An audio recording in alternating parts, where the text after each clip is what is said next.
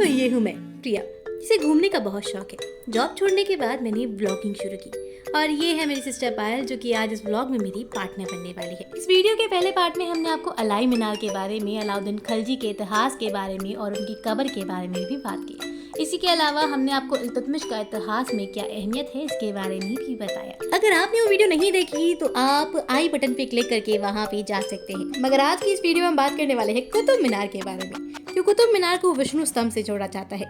यहाँ पे एक ऐसी जगह भी है जहाँ पे हर शायर की शायरी का जवाब मिलता था, जो कि आज के टाइम पे थोड़ा थोड़ा धुंधला होता दिखाई दिया है। और ना ही केवल इतना, ये कुतुब मीनार जो टूटा टूटा दिखता है, ये असलियत में कैसे टूटा, इसके हाल ऐसे कैसे हो गए, आइए आपको सारी चीजें बताते हैं। इससे पहले चलो व्लॉग को शुरू करते हैं। दुनिया भर की गर्मी आज ही हो गई है भाई, बहुत गर्मी लग रही है यहाँ पे, एकदम सीधी धूप आ रही है।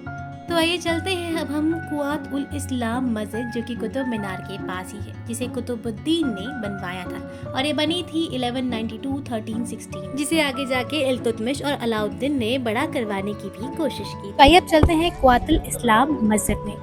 मगर क्या आपको पता है, ये नॉर्थ इंडिया की पहली मस्जिद थी और इसके निर्माण में 27 हिंदू और जैन मंदिर का मटेरियल इस्तेमाल हुआ था।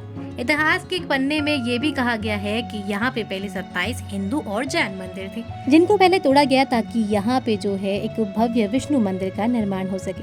मगर जब तक मंदिर का निर्माण पूरा हो पाता, इससे पहले ही यहाँ पे मुगल राज्य शुरू हो गया और वो अधूरा मंदिर कभी बन ही नहीं पाया और उसकी जगह बन गई ये मस्जिद, जिसकी आज भी गुम्बद पे लिखा हुआ है कि यहाँ पे पहले मंदिर हुआ करते थे। ना ही केवल इतना, जो 27 मंदिरों में पिलर इस्तेमाल हुए थे वही यहाँ पे यानी मस्जिद में अभी तक लगे हुए हैं, जिसपे आप अभी तक हिंदू देवी देवताओं की झलक और हिंदू धर्म से रिलेटेड कुछ चीजें देख सकते हैं। इस मस्जिद की सबसे ज्यादा खास बात है कि यहाँ के जो पिलर्स हैं वो बहुत सुंदर लगते हैं और ये एक फोटोजेनिक जगह भी है। अधिकतर यहाँ पे लोग अक्सर फोटो खिंचवाते हुए दिखाई देंगे, क्योंकि इनकी जो नक्काशी है वो बेहतरीन है और जब ये फोटो में कैप्चर होती है तो बहुत प्यारी लगती है। इस्लाम की ताकत को दर्शाने के लिए कुतुबुद्दीन ने यहाँ पे विष्णु मंदिर तोड़ के इस मस्जिद का निर्माण किया और आगे चल के यही वो जगह बनी जहाँ पे रजिया सुल्तान, जो कि पहली महिला सुल्तान थी, उनकी ताजपोशी भी हुई, जिन्होंने मस्जिदों में औरतों के आने पर रोक हटा दी। तो ये दिखाती हूँ आपको यहाँ का लोहा स्तंभ, जिसपे आज तक कभी भी रस्ट नहीं लगा।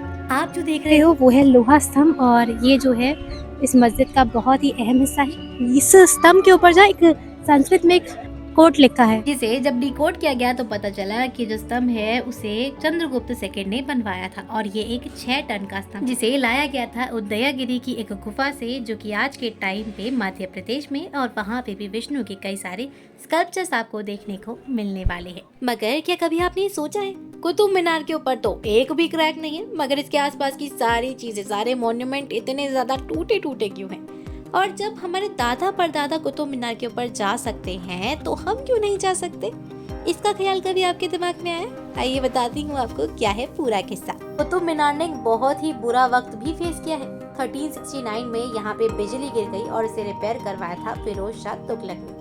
1505 में यहाँ पे अर्थक्वेक आया और जब ये कुतुब मीनार और उसके आसपास की जगह बहुत ज्यादा टूटी थी, उसके बाद सिकंदर लोदी ने इसे रिपेयर करवाया और जब ये दोबारा रिपेयर हुआ, उस बार का किस्सा कुछ अलग ही था, जिसके बाद से कुतुब मीनार को बंद कर दिया गया और उसके ऊपर लोगों का जाना भी मना कर दिया गया। आइए मैं आपको दिखाती हूँ कुतुब मीनार के ऊपर जाने का रास्ता। ये जी हाँ, ये वो गेट है जहाँ से ऊपर जाया करते थे पहले टाइम में। 4 दिसंबर 1981 ये एक ऐसा दिन है जिस दिन इस कुतुब मीनार के अंदर 45 मौतें हुई थी, जिसमें कि 30 छोटे स्कूल के बच्चे थे। उस दिन पास वाले रोड पे ही एक ट्रक का एक बिजली के खंभे से एक्सीडेंट हो गया, जिसके कारण टेम्परेरी बेसिस पे वहाँ पे लाइट चली गई और जितने में ये हुआ उतने में कुतुब मीनार के अंदर अंधेरा हो गया और उस दिन कुतुब मीनार के अंदर 250 से ज्यादा लोग थे। लोगों के बीच में भगदड़ मचने लगी और उस भगदड़ में जो कुतुब मीनार का गेट है वो जाम हो गया। रेस्क्यू वाले लोग अंदर नहीं जा पाए और जब गेट खोला गया तो 45 लोगों की मौत हो गई थी, जिसके बाद लगभग आज 45 साल हो गए हैं, मगर फिर भी कुतुब मीनार के ऊपर जाने पे आज तक सख्त मनाही है। तो आपको पहली बार कुतुब मीनार देख के कैसा लग रहा है? बहुत अच्छा। कैसी हालत है आपकी? बहुत बेकार। क्यों? थक गई हूँ।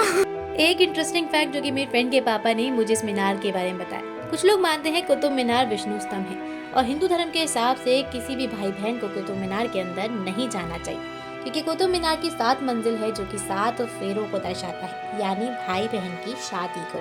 जो कि एक तरफा सही भी है और शायद गलत भी। आप क्या सोचते हैं कमेंट बॉक्स में लिख के जरूर बताएं। तो अब हमारे पीछे है अलाई दरवाजा और अब अंदर चलते हैं। जैसा कि मैंने आपको पहले बताया था, अलाउद्दीन की ये इच्छा थी कि वो कुव्वत उल इस्लाम मस्जिद को बड़ा करे और इसी के साथ वो कुछ ऐसा बनाए जो कि कुतुब मीनार से भी ज्यादा खूबसूरत और बेहतरीन हो।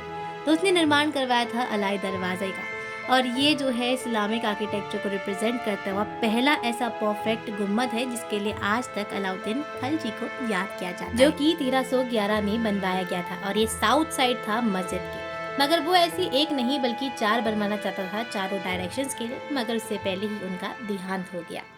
आइए अब देखते हैं इमाम जलीम के मकबरे को। वैसे वो टर्किश से बिलोंग करते थे, मगर वो लोधी सिख डायनेस्टी में पैदा हुए थे और इसके अलावा उनके बारे में यहाँ पे कई सारी जानकारी भी दी हुई है किस तरीके से उनका ये जो मकबरा है वो बना था।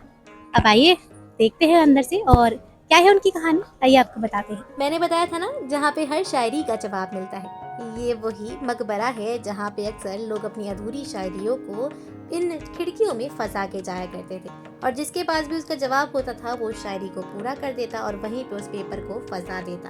और इसके बारे में मुझे एक पुराने शायर ने बताया, मगर आज के टाइम पे ये प्रथा भी अब धीरे धीरे खत्म होती जा रही है। तो उम्मीद करती हूँ आपको हमारा आज का व्लॉग पसंद आया होगा। अगर पसंद आया तो वीडियो को लाइक कमेंट शेयर करना बिल्कुल ना भूलें। आप कुछ कहना चाहती हैं? नहीं भाई, मैं कुछ नहीं कहना चाहती। कैसी हालत है आपकी? बहुत बेकार। कितना टाइम लगेगा घूमने में कम से कम अगर कोई आए तो? मैक्सिमम 3 घंटे। तो अगर कोई सजेशन हो किसी नई जगह को लेके तो वो भी आप मेंशन कर सकते हैं। बाकी मिलती हूँ नए ब्लॉग में, तब तक के लिए बाय बाय।